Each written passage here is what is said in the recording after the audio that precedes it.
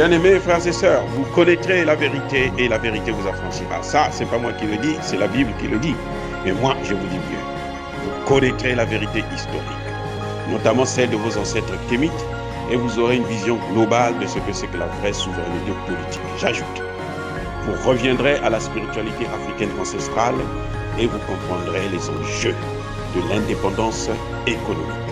Et pour terminer, vous accepterez votre identité culturelle kémite et vous obtiendrez deux choses. La première, c'est la paix. La seconde, c'est le développement, à une condition. L'unité de toute l'Afrique noire, l'unité de tous les Noirs du monde entier. Otep à tous, bienvenue sur la chaîne des panafricanistes, par essence, par conviction et par excellence. Celle des citoyens kémites par nécessité et obligation de combat.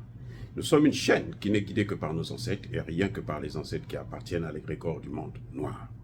Par conséquent, nous ne croyons en aucun Dieu venu de l'étranger.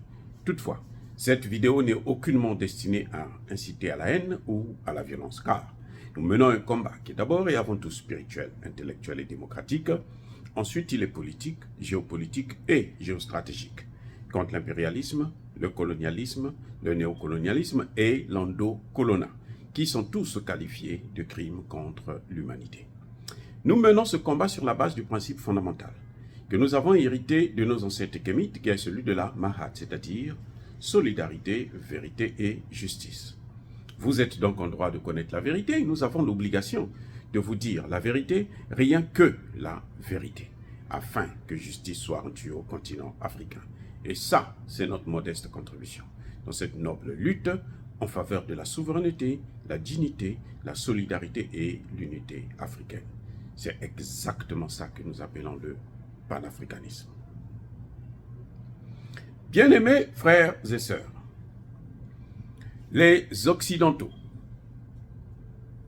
se réjouissent, ils jubilent à propos de la faible présence des chefs d'État africains au sommet Russie-Afrique. Ils se disent qu'ils ont gagné la Russie, ils ont battu la Russie, ils ont isolé la Russie. Oui, quand on regarde le nombre, on comprend que oui, il y a eu un changement énorme.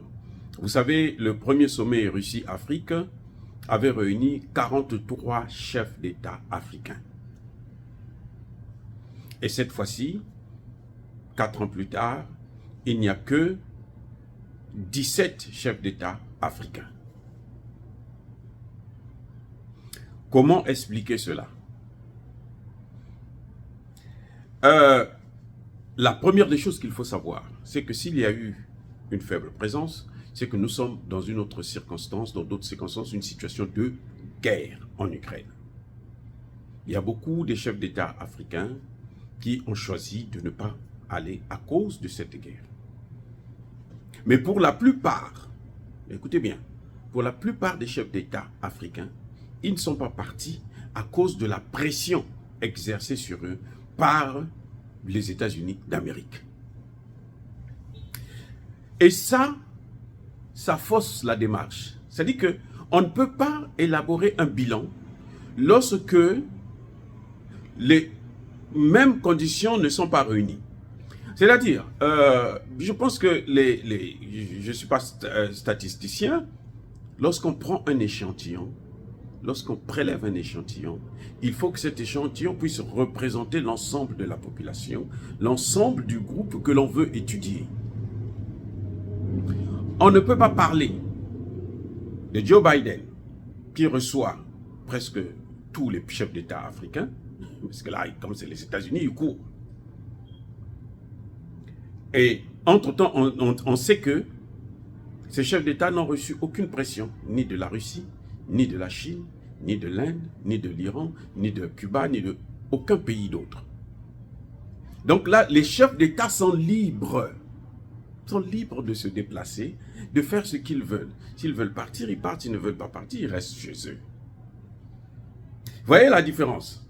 Et Poutine, qui organise un sommet Afrique-Russie, et au lieu que les chefs d'État puissent être libres de choisir de partir ou de ne pas participer, ce sont les puissances qui font la pression, qui disent si tu pars, nous on va te punir, nous on va faire ça. Déjà, le vote des Africains, les Africains n'ont même pas le droit, selon les puissances occidentales, à commencer par les États-Unis. Ils ont voté même une loi pour punir tous les pays africains qui vont négocier parler avec Poutine. L'Union européenne a fait pareil. Eux, ils n'ont pas pris une loi, mais ils l'ont dit. Von der Leyen l'a dit. Depuis quand les Africains peuvent prendre une position sans notre accord? Donc, on voit bien, c'est ça, ils s'exposent. C'est-à-dire que c'est vrai qu'il y a peu de chefs d'État qui sont partis, mais on voit bien que les chefs d'État, les Occidentaux s'exposent. Ils montrent leur vraie face, leur vrai visage. Ce ne sont pas des démocrates. Ce ne sont pas des démocrates. Ce sont des dictateurs. Ce sont des monstres. Puisque quand eux, ils organisent, regardez, Macron a organisé un sommet là, il n'y a pas longtemps, où bien entendu, il a fait venir les chefs d'État pour rien. On va parler du bilan après. Il a fait venir les chefs d'État pour rien. Et ils ont tous couru. Comme des moutons. Parce que ils sont à la solde. Ils ne sont pas indépendants, ils ne sont pas souverains.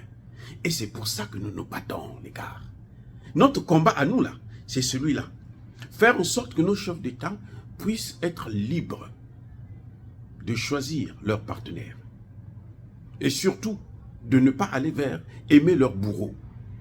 De quel droit Joe Biden peut demander à des chefs d'État africains de ne pas partir en Russie? Pourquoi la guerre en Ukraine? Mais pourquoi la Russie n'a pas demandé aux chefs d'État africains, ou la Chine, qui aujourd'hui est le plus grand investisseur? La Chine investit plus que les États-Unis, l'Union européenne, la Grande-Bretagne, tous ces pays-là ensemble. La Chine investit plus. Mais pourquoi la Chine n'a pas dit, bon, moi, pour investir chez vous, vous ne partez pas aux États-Unis? Mais ça montre que les Chinois sont même plus démocrates. Que Poutine est plus démocrate que les Occidentaux. Oui, oui. Parce que c'est là. C'est-à-dire que il y a une vidéo que je veux publier bientôt où je parle je prends un passage de la Bible. En l'occurrence, Matthieu 7, verset 16, qui dit qu'on les reconnaît par le fruit. Le fruit ici en politique, c'est le résultat, c'est le bilan. Et nous allons faire le bilan plus tard. Dans une autre vidéo, je veux dire. Vous voyez, là, nous voyons que il y a deux camps. Ceux qui disent qu'ils sont des démocrates, leur fruit, c'est la dictature. Leur fruit, c'est la domination. Leur fruit, c'est le pillage des ressources. Leur fruit, c'est des guerres, c'est des tueries.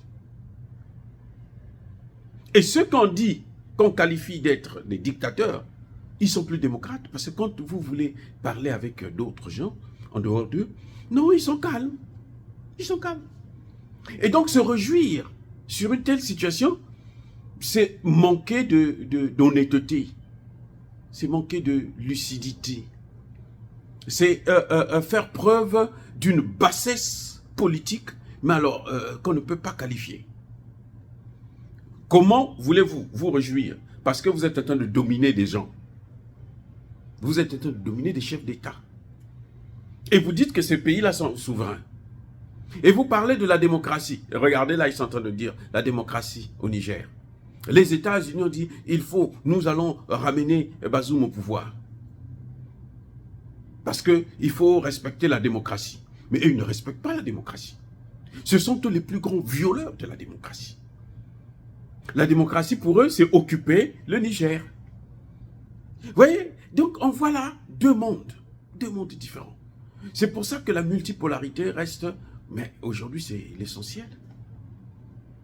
Et c'est pour ça que eux, ils sont toujours hors sujet. Ils sont hors sujet. Maintenant, il y a un autre élément que je voudrais soulever dans cette vidéo. Il y a un élément essentiel. Vous voyez bien que les États-Unis et ses alliés de l'OTAN, eux, ils s'acharnent sur des chefs d'État Parce qu'ils ont toujours travaillé avec les chefs d'État. Ils ont toujours manipulé nos chefs d'État. Ils ont toujours dominé nos chefs d'État. Poutine travaille avec les peuples. Ah, voilà la différence. Poutine travaille avec les peuples. Si on fait un sondage en Afrique, on demande aux Africains de choisir entre Joe Biden, entre Emmanuel Macron et Poutine, vous allez voir que mais Poutine va l'emporter au moins à 90%. Au moins à 90%. Dans tous les pays africains. Dans les pays là où les chefs d'État ont refusé de venir, ont décliné l'invitation. Ils ne sont pas venus parce qu'ils ont eu peur. Dans ces pays-là, vous allez voir que les populations aiment Poutine. Le jour que Poutine ira en Afrique, vous allez voir comment ça va faire un scandale. Mais quand Macron va en Afrique, là, ce n'est pas un événement. Si vous avez des jeunes qui viennent, et des petits-enfants qui viennent donner des fleurs parce qu'on leur a imposé, on leur a dit, bon, allez faire ceci. Mais spontanément, dire que non, nous, on va aller soutenir, acclamer Macron qui vient, vous ne trouverez plus ça en Afrique. Vous ne trouverez plus ça. Donc, en voilà deux mondes complètement différents. Il y a un dernier élément que je voudrais vous retirer dans cette affaire. C'est que le voyage, comment dirais-je, le sommet Russie-Afrique permet aux populations africaines de connaître leur président. Écoutez, c'est-à-dire que, vous savez, les Occidentaux plutôt, se tirent toujours une balle dans leurs pieds. Et à force de vouloir dominer l'autre, tuer l'autre, prendre ce qui appartient à l'autre, on ne réfléchit plus. Parce que dans sa tête, la seule option, c'est comment je dois le dominer. On ne regarde plus à côté qu'est-ce qui peut arriver, quelles peuvent être les conséquences, ainsi de suite. Non. Quand Joe Biden prend son téléphone, personnellement, pour appeler les chefs d'État africains, pour les intimider, qu'est-ce qu'il est en train de faire? Il est en train de se tirer une balle dans la tête. Parce qu'il est en train de montrer aux populations qui sont sous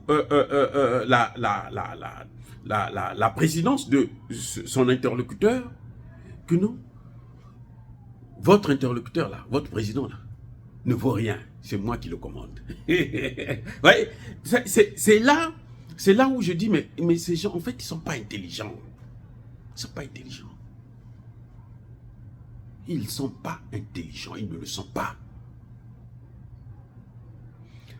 Les chefs d'État, Joe Biden a exposé un certain nombre de chefs d'État vis-à-vis de leur président.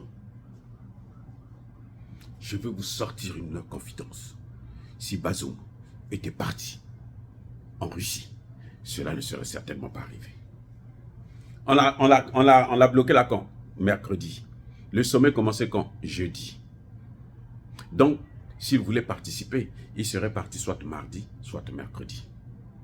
Or, mercredi matin, il était là. Qu'est-ce qui s'est passé? On l'a bloqué là, on a fait un coup d'État. Bien fait pour lui. Vous voyez, c'est-à-dire que l'Occident est en train d'exposer. Et nos chefs d'État qui ne sont pas partis, maintenant, ils savent que leur population savent qu'ils ne valent rien. C'est-à-dire qu'il n'y a aucune justification au monde qui peut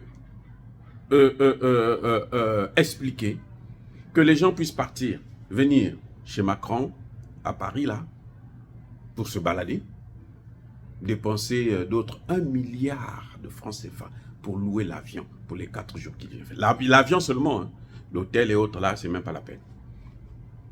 Il n'y a aucune explication qui peut justifier qu'il puisse venir aux États-Unis pour venir prendre des promesses.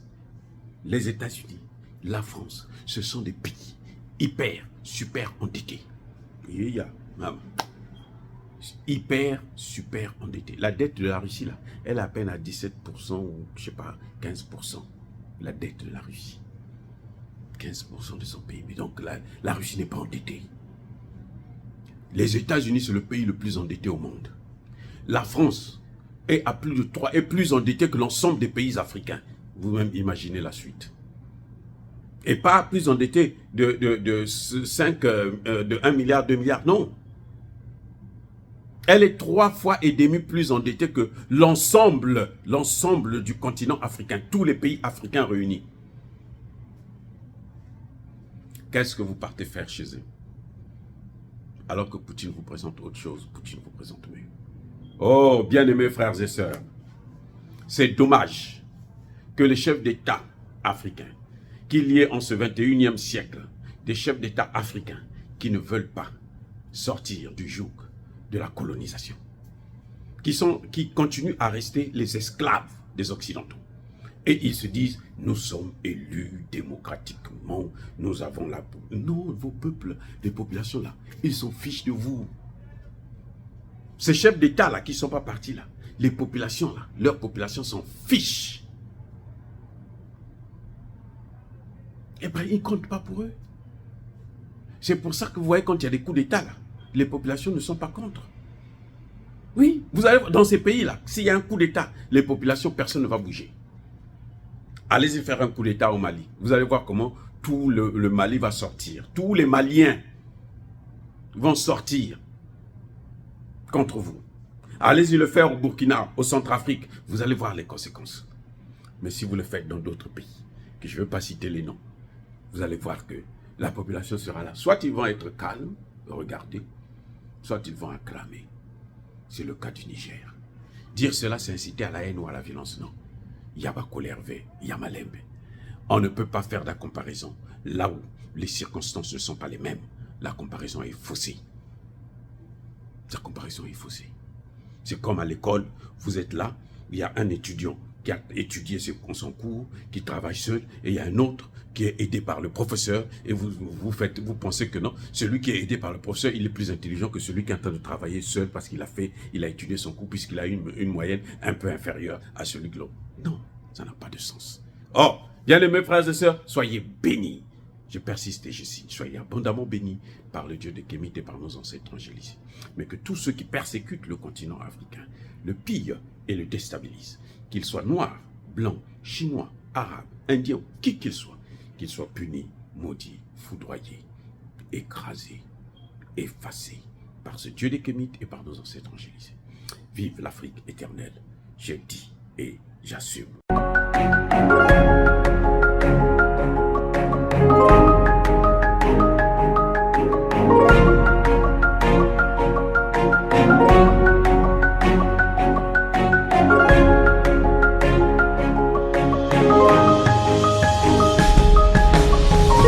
Eux, ils marchent par la foi et non par la vue. Mais moi, je vous conseille vivement de marcher par la connaissance scientifique et historique, notamment celle de nos ancêtres kémites, par les 5 sens et par l'intelligence. À vous, à Pierre.